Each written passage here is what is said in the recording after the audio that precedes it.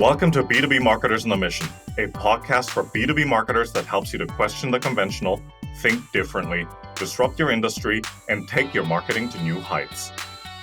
Each week, we talk to B2B marketing experts who share inspirational stories, discuss their thoughts on trending topics, and provide useful marketing tips and recommendations.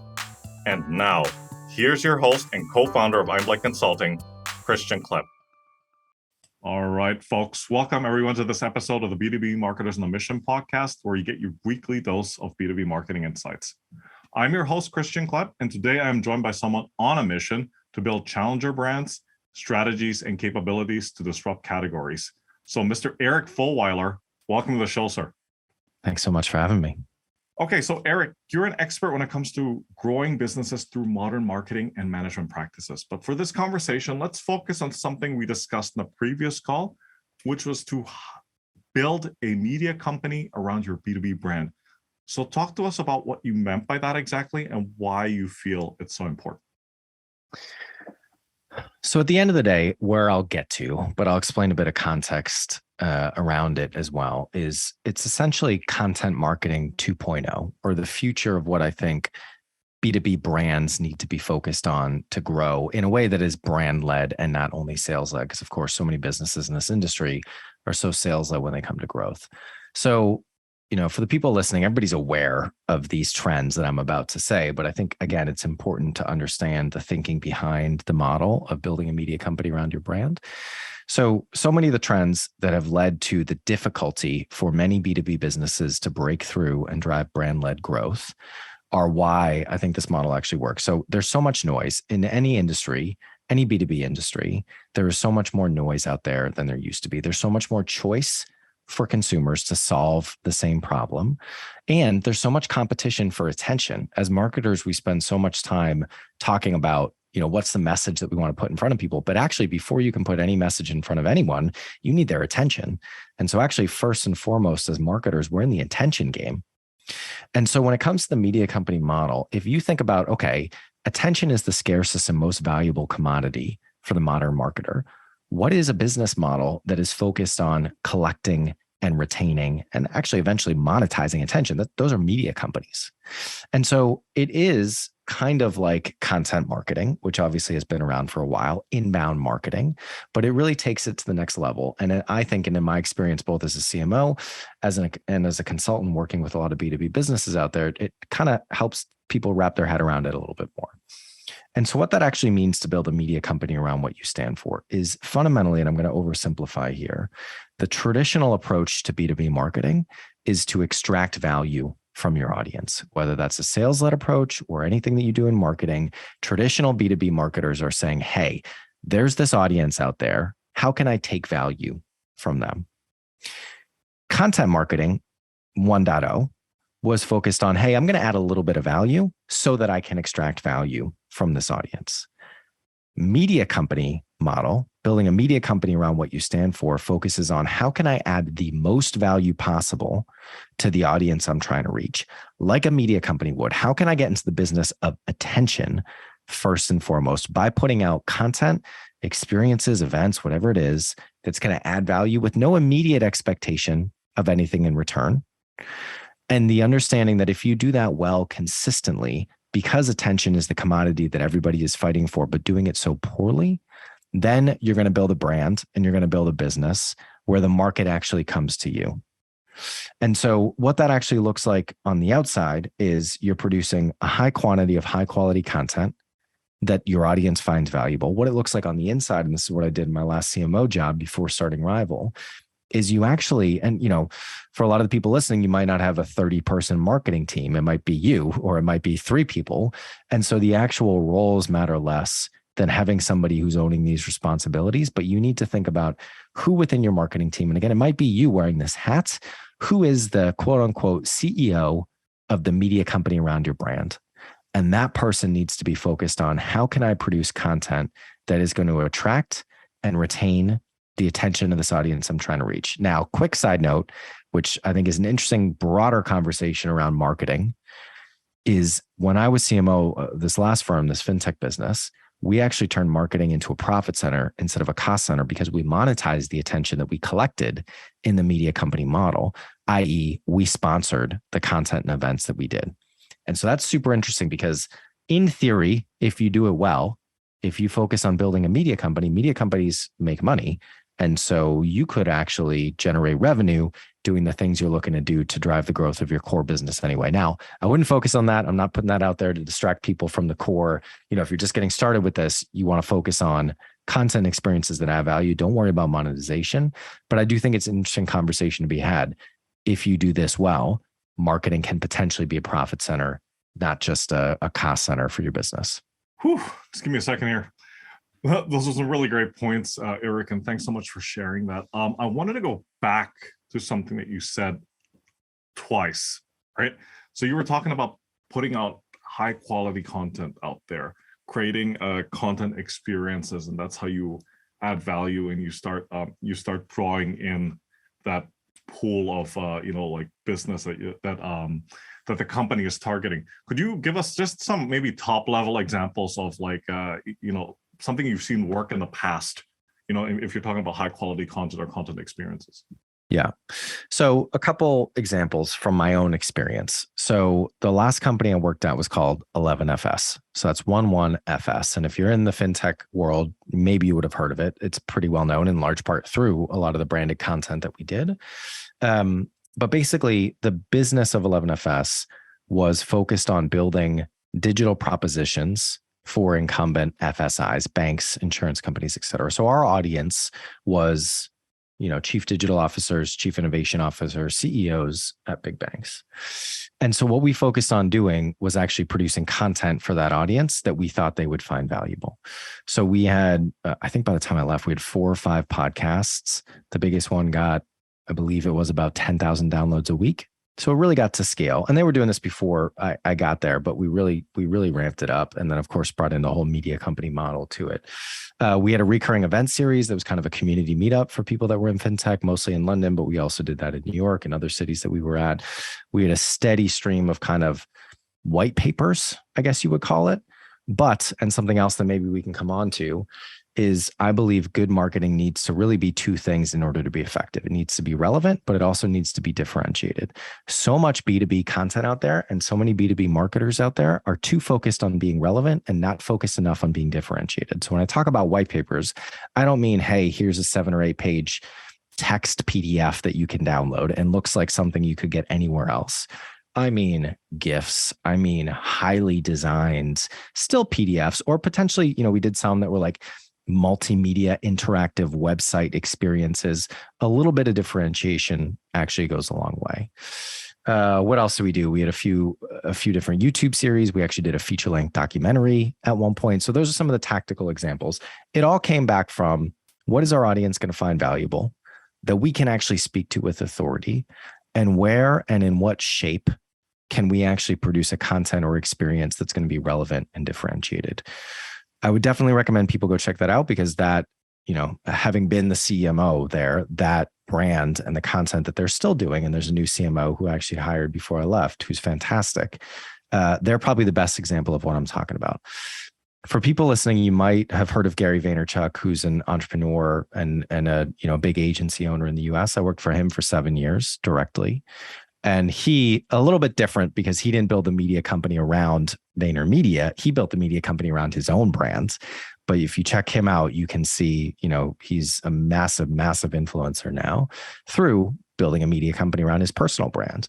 And then on a much, much smaller scale, because we're just getting started at Rival, we're of course eating our own dog food and building this model around our own brand. So, much like you, we've got kind of a CMO one-on-one type of podcast. We have a news podcast. We do a CMO thought leadership roundtable. We have probably like every 6 weeks, we put out a playbook. We also have a research partnership with Imperial College. So there's a ton of stuff that we're doing in this vein as well. And actually we're hiring a full-time producer now to take it over and run it as kind of a business unit within our company. That's incredible. And I mean, great examples. Thanks again for sharing those. And I love that point that you brought up about differentiation, because I think we all know that B2B marketing just is notorious for having this, Well, it's like you said, it's this rank and file approach to everything, right? Let's just play it safe and just do what everybody else is doing, right? Thankfully, that's changing to a certain degree, but I think to your point, it's not changing fast enough, at least from what I see. Yeah. One of the, before we press record, I really liked our conversation on, hey, how can we make this as actionable as possible for people? So one of the things I threw out there is a prompt. Yeah. And this is this is a North Star Holy Grail prompt. This isn't everything you do needs to hit this. Right. But one of the things I used to say to the team at 11FS was, if you took our logo off of anything we did, could it be one of our competitors? Our competitors were like Accenture and Deloitte and like a lot of the big consulting firms. And this is one of the reasons I get excited about B2B marketing. Oftentimes the bar is low. Those brands have a lot of brand awareness and brand equity, but they actually don't do a lot on the marketing front, at least not a lot that is differentiated. And so the prompt was, hey, if you took the 11FS logo off of this thing that we did, could it be one of those other companies? And if the answer is yes, it's probably not differentiated enough. And so that is a hopefully helpful, but definitely actionable thing that I think people should start doing when and where it's appropriate. Don't kill yourself trying to do it. But if you took your logo off of your marketing material, your event, your sponsorship, your email newsletter, could it be one of your competitors? And I think that'll push you in the right direction with this type of thing. Yeah. You know what? You brought up, that made me remember an exercise I did with a team in a previous company a couple of years ago when we were going through a brand workshop, and the guy that was leading or facilitating the workshop basically, in that same vein, he put up like these slides on the screen and basically said, okay, I'm just going to give you some words that describe this brand and you tell me which brand it is, right? And it didn't take long for us to figure out who they were, right? So Swedish company, furniture, right? California company, smart devices. Yeah, so of course, people, IKEA and Apple, and it just kept going, right? And it's to your point, right? There were no logos on screen. It was just the description of what they do, full stop, right? Were any of those examples B2B brands? They were not. Yeah. Right? They were not. And that's interesting. Yeah. Right? And that's it. That's part of why you have your podcast and part of why I think there's so much opportunity in this space, because fundamentally, the traditional playbook, if you will, for B2B growth is you focus on sales, to the point that oftentimes, marketing is a support function of sales, either in strategically what they're focused on, or sometimes it even rolls up into sales. And there's not one way to grow a company. I'm not saying that every company has to do it this way or has to do it differently. But if you think about it for a second, marketing and sales are two sides of the growth coin. They are two, cylinders in the growth engine, but they serve different purposes. Sales is to convert existing demand. Marketing is to generate new demand through brand. Marketing is a long-term cash flow, not short-term cash flow. And so if you have marketing focused on short-term cash flow, demand conversion, along with sales, you're missing out on a whole opportunity. There's a piece of research that I always quote, but there's so much of it out there now in terms of the actual, purchase behavior for B2B businesses. And of course it differs depending on your business and your category and all that stuff. But on average, LinkedIn put out this research, might have been earlier this year, even last year at this point, 95% of B2B buyers on average are not in a buying cycle at the time you're trying to reach them. And so if you're going to market exclusively or even primarily with a sales approach and a sales message of, hey, buy this thing, you're not going to resonate, or you're just going to be completely ignored by 95% of the market that you're actually trying to reach.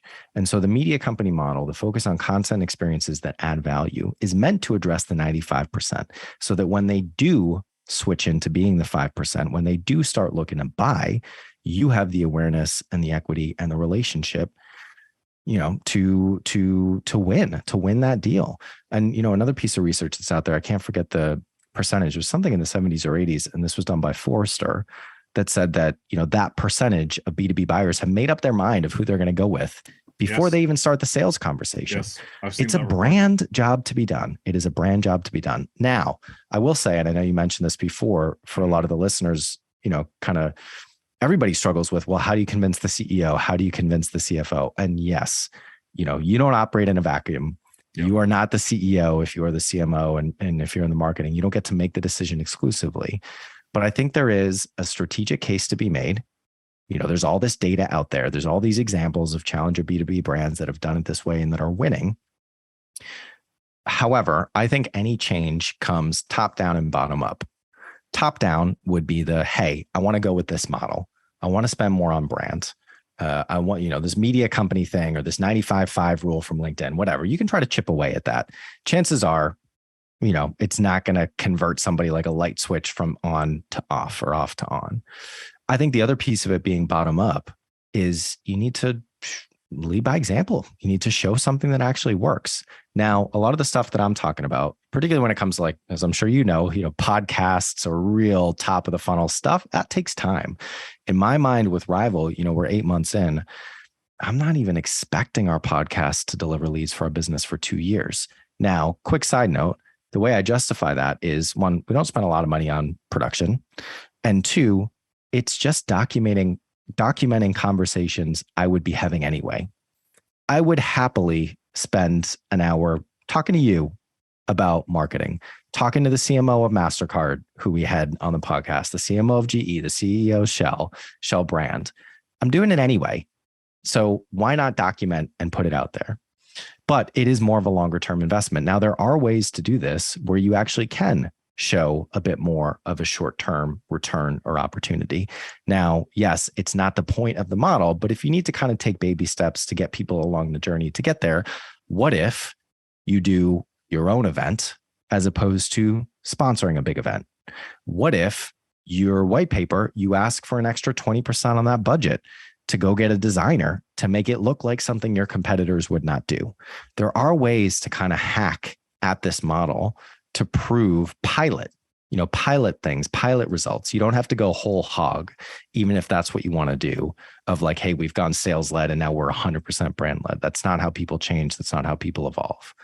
So I think there are ways to do it. And that top down, I chip away at the strategy data, use the data that's out there for sure, but then also find ways to go bottom up and start kind of coming up with proof points of how this works.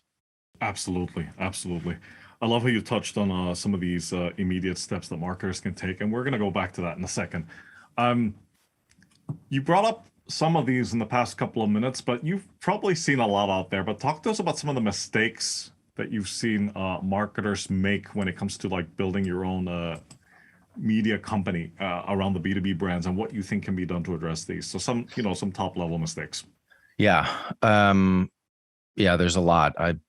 I'll kind of just go with what's off the top of my head, and I'm probably going to move around a little bit on it. And some of them may or may not have been mistakes that I made as well. But that's where you learn, right? So I think one is, what's the right way to say this?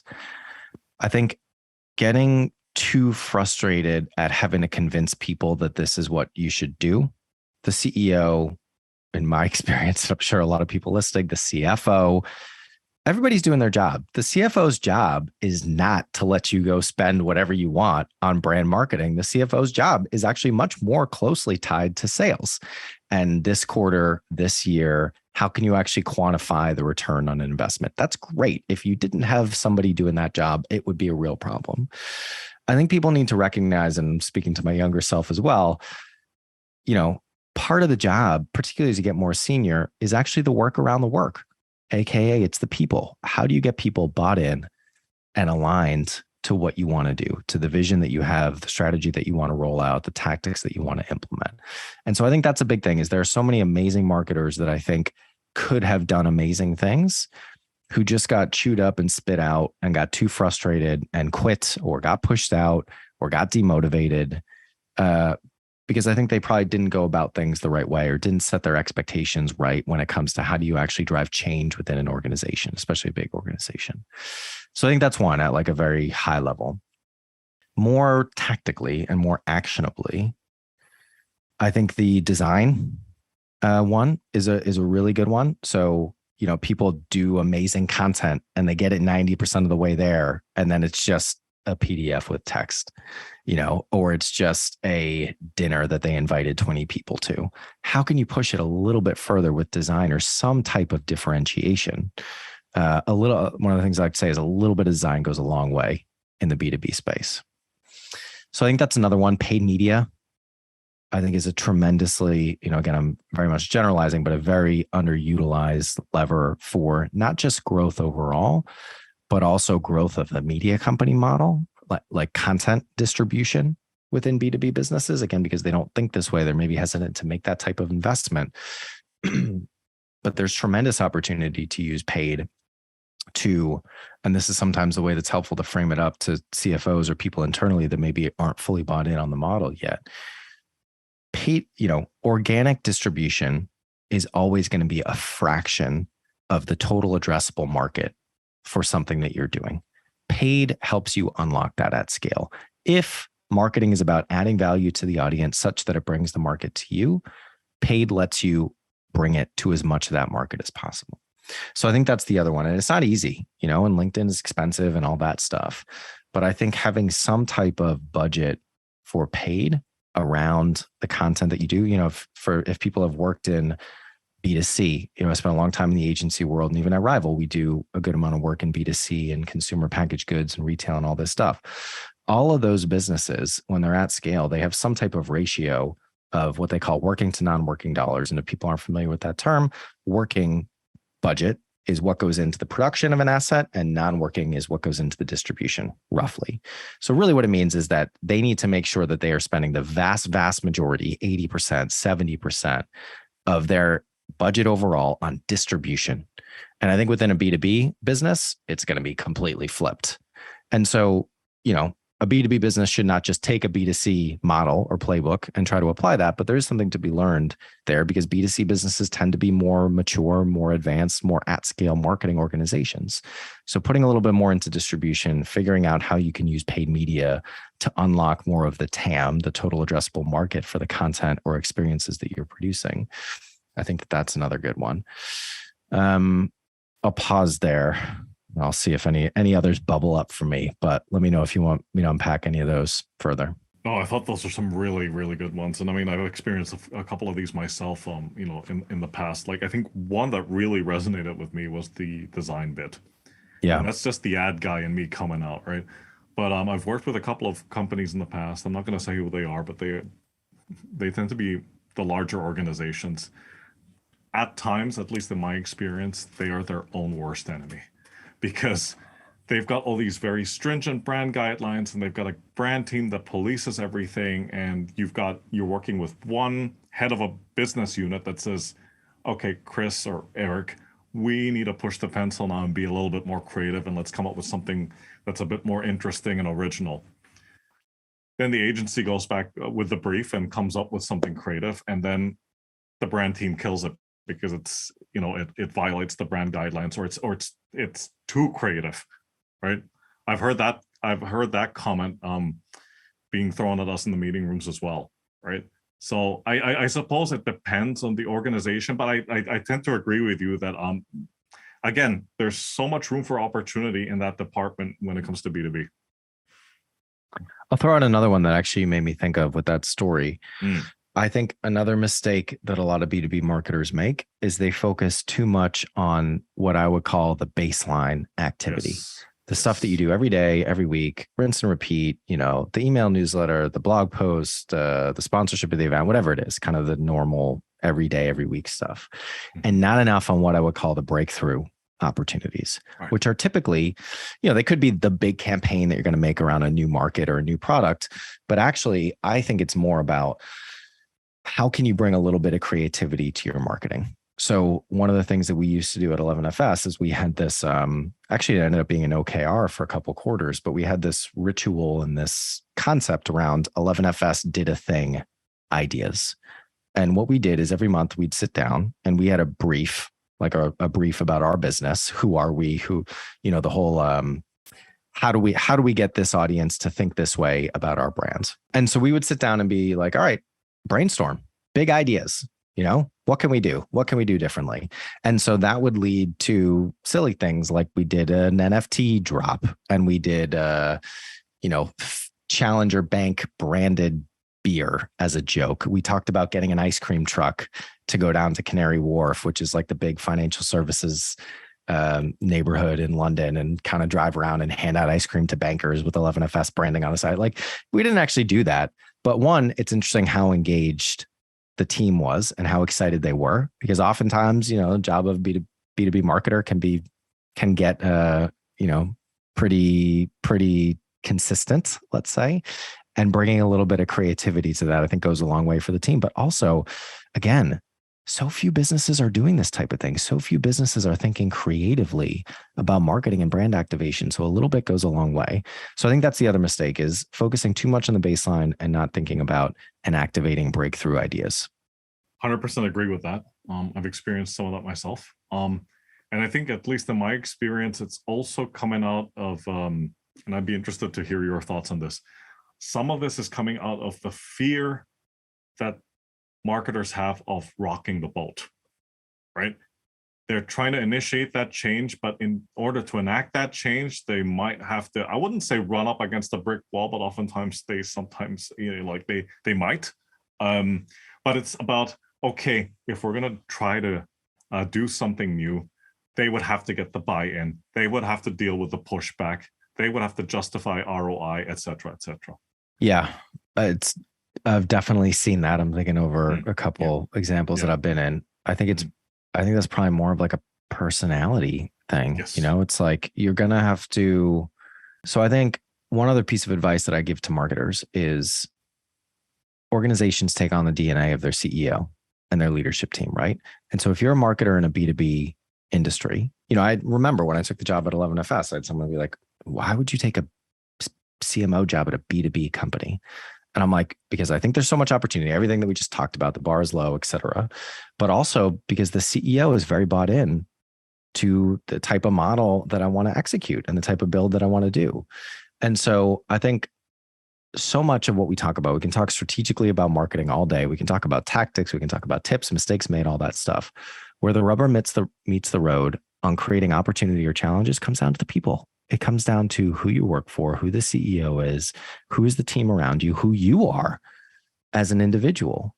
And so I think a lot of that stuff of like, are you willing to fight the battles that need to get fought? Like, that's, you get to make that decision. And I'm not saying that everybody needs to be fighting battles 24/7. And to what I was saying before about people getting chewed up and spit out and not approaching things the right way, and the work around the work when it comes to changing people's perceptions and behavior internally, that's a personal decision that you need to make. And it's fine if maybe you don't want to do that. But one, you're probably not listening to this podcast if you don't want to change things. And two, a lot of that is the personality thing. Like, one of the things I don't talk about a lot is it's funny, I fell into this world.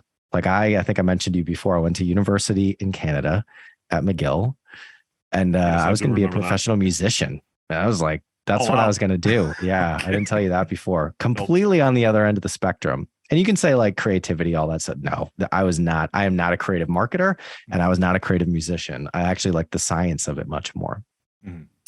And then I was like, forget this. I don't want to try to make a career as a professional musician.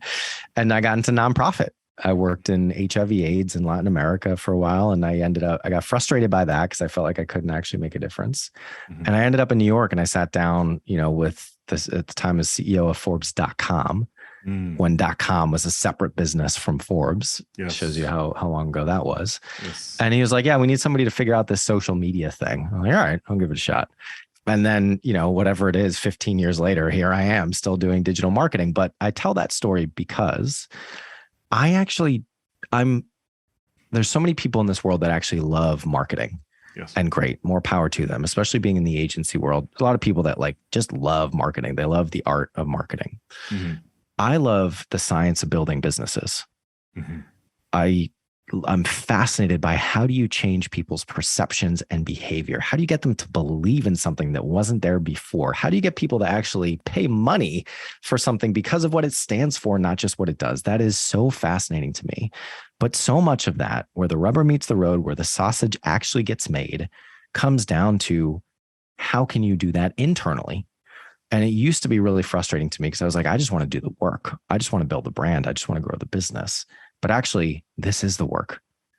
And so, maybe not what we had on the list of questions or what we thought we were going to talk about today, but I think it's really interesting. And I think about it a lot. And I think that your question of like, what are the mistakes that people made? That's where my head went. And, immediately was like, the biggest mistake is people don't focus enough on, don't appreciate enough, and don't do enough to actually change perception and behavior of the people internally, particularly the stakeholders and decision makers, to create an environment to actually do the right kind of work.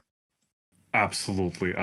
You know what? I love where this conversation is headed, because with that last anecdote of yours, that actually made me think of something else, which is, if I can add on to your point, a lot of marketers don't spend enough time with what they used to call internal customer service and getting internal buy-in, right? Because as a marketer, focusing not only on the external target audience, but the internal one is just as crucial. Because in many regards, and this is probably a conversation for a separate podcast interview, but it's in many ways, marketing's job is to be a gatekeeper, because a lot of this work is it's a collective effort, right? It's not siloed, or it used to be at least, but not anymore, right? And it's marketing's job to help to get everybody in the organization aligned in many ways, right? And if they don't spend enough time doing that, and going back to a point which I'm sure you've heard more often than not, is working in some organizations, people don't actually know what marketing is doing. And that for me is a telltale sign. Right? Yeah. I think a lot of it is education. I think that will definitely resonate with people. So much of the job is educating people on, what needs to get done, why it needs to get done, how it needs to get done. And I think people need to embrace that. And unless they're in their own business, or unless they're in a small business where they don't, but particularly any business of scale, which is often where the biggest opportunity lies to do interesting, good, impactful work, I think you got to embrace it. Absolutely.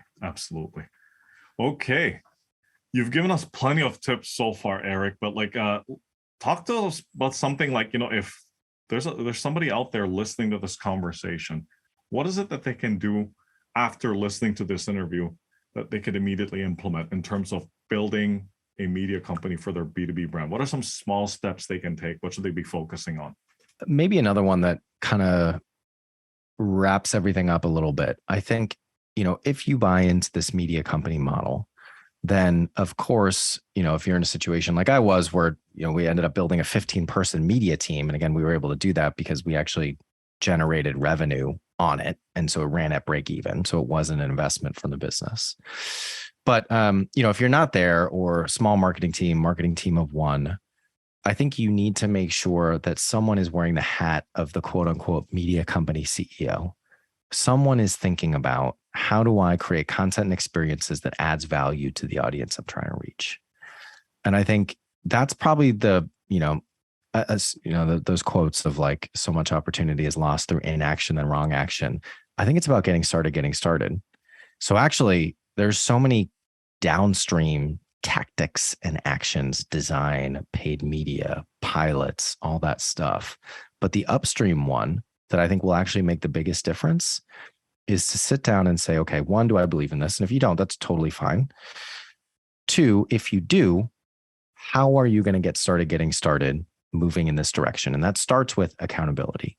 It starts with saying, okay, part of my job now is to think about, what is the media company that I'm going to build around my brand? And it might be tiny. It might be one media property. That's how we would think about it. A podcast is a media property, an event, a dinner event series is a content property. Don't even go there yet. Just wrap your head around, okay, if I'm going to be the CEO of this media company, how much time do I need to put aside to it to actually get started? How much budget do I need to sign? Are there people on my team that I can actually allocate this to? But somebody needs to wear that hat of being the CEO. And so that's the place that I would start. And I think everything flows out from that. Yeah, no, absolutely. And I know there's probably a lot of moving parts, and there's a lot of things to take into consideration, but what are some top level metrics that you would say marketers should focus on to just, I suppose, have some kind of indication of progress, or that what they're implementing is working? Yeah. So I think I would work up the funnel. So the bottom of the marketing funnel would be, depending on the business that you're in, marketing qualified lead, or maybe sales qualified lead if you're stretching across the aisle. And then I think you need to work up the funnel and literally sit down and be like, okay, what are all the touch points that actually lead people to becoming a marketing qualified lead, especially if they're in that 95% that is not actively looking to buy your services or products right now. And so really what that ends up looking like, and what I would encourage people to go study, what are the metrics that media companies care about? They care about attracting and retaining and eventually monetizing, but you probably won't do that right away, attention. So you need attention metrics. You need how many people have consumed this content or come to this event. How much time have they spent? What's the quality of the attention that's actually there? So it's going to depend on the channel that you're at, the type of business that you're at, the type of content that you're doing, et cetera. But I think that's probably what you're looking at is ideally it's not necessarily reach, because I think that is a very lightweight metric. But if you need something that can kind of, you can at least benchmark and start tracking, you could start there. Certainly engagement. If you have properties where people are actually coming to them as a destination, like downloading a podcast, like showing up at an event, then that's a good place to start as well. So I would say if you can come up with a metric for the media company overall, what's the total attention within your media properties? Or you could just focus on the primary properties that you're building out. So for us, it's the 2 podcasts, it's the email newsletter, it's kind of attendance and conversion to our small group event series that we do. We also have a virtual workshop as well. So we're, the metrics actually differ, but there are certainly metrics for all of it. And they're media company metrics. They're the types of metrics that a media company would care about.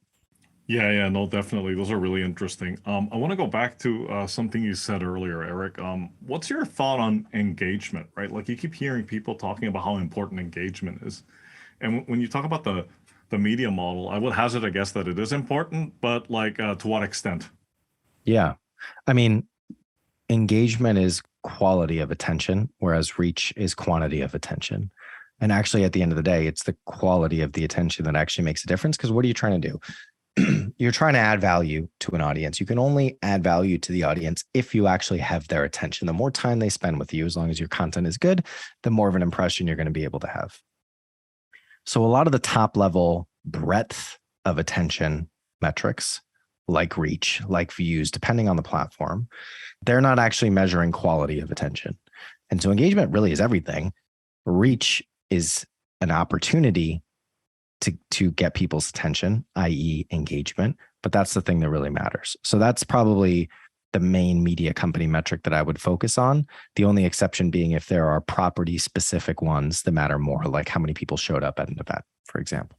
Okay, that's fair enough. For this next question, what is a status quo in your area of expertise that you passionately disagree with, and why? Well, my mind immediately goes to kind of what I was ranting about before, treating marketing as a short-term cash flow driver for the business and losing out on the opportunity of it doing its job, which is to build long-term cash flow, i.e. brand for the company. I'm trying to think if there's another one that I haven't talked about yet. I think the other one would be what I call marketing for the sake of marketing, which is marketing that is not in service. And it's so interesting actually bringing this up in the context of this conversation, because maybe there's some people listening who are like, if you're focused on adding value to the audience, how is that growing your business? I am the most focused on and committed to and religious about the role of marketing is to drive growth of the business. It is all about a commercial, or however you define growth, because I think it's much more multifaceted than strictly commercial or strictly profit in today's day and age if you're doing it right. But at the end of the day, the role of marketing is to drive growth of the business. It is a means to an end. And so I just believe that the media company model for a B2B company is the best way to do that. It's kind of a short-term, long-term type of dynamic. Sales oriented is more short-term. Media company model is more long-term. But I think there is so much of this industry that is focused on marketing because they think it's cool, or because someone internally wanted to do it. Or, I had a call earlier talking to someone about sponsorships, and oh my God, how many of those deals are done because this person likes golf, or that person, thinks that sports team is cool. It just, I really don't like it. And I think it is a status quo. I would say that it is a status quo. Obviously not everybody, but so much of this industry is marketing for the sake of marketing and not marketing for the sake of delivering whatever the business results are that marketing is committed to serving. Absolutely. Or I do remember a meeting with board of directors like many years ago where one of the board members just throws out this random story about how he saw the competitor initiating a certain campaign and what have you. And the first thing he says is, so what is marketing doing about it? Like, why aren't we doing this? Right. And falling into that, well, first of all, falling into the reactive mode. And secondly, well, if the competitor is doing it, then we must be doing it too. Right. Without any due diligence, just do it because we said so. Right. Yeah. Absolutely. Eric, this has been an amazing conversation. I mean, we could have gone on for a couple more hours, but thanks. Next time. Thanks for coming on and for sharing your expertise with the listeners. And hopefully they walk away from this with something that they can immediately take action on. And please, quick intro to yourself and how folks out there can get in touch with you. Yeah, I love that you do the intro at the end. I've definitely never been on a podcast where they do it this way, but it makes total sense. Get to the meat of why people are actually interested. Well, I told a bit of my long ago personal history, but the more current one. So yeah, spent 10 years in advertising agencies, kind of full service, brand, creative content, paid media analytics, production, et cetera. And then got into the fintech world and had my first CMO role at 11FS, obviously what I've been talking about a lot. And then started Rival late last year with two co-founders that worked with me at VaynerMedia.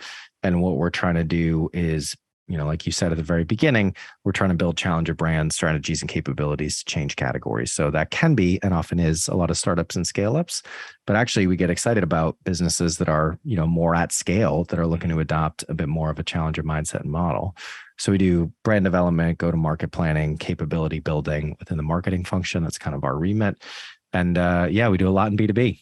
A lot in financial services, a lot in B2B, a lot in financial services B2B, and then some consumer packaged goods, retail, a little bit in the Web3 space as well. Fantastic. And the rest, as they say, is history.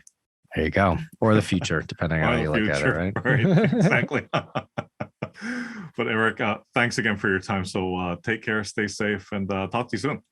Thanks so much. Really enjoyed it. Thanks. Bye for now.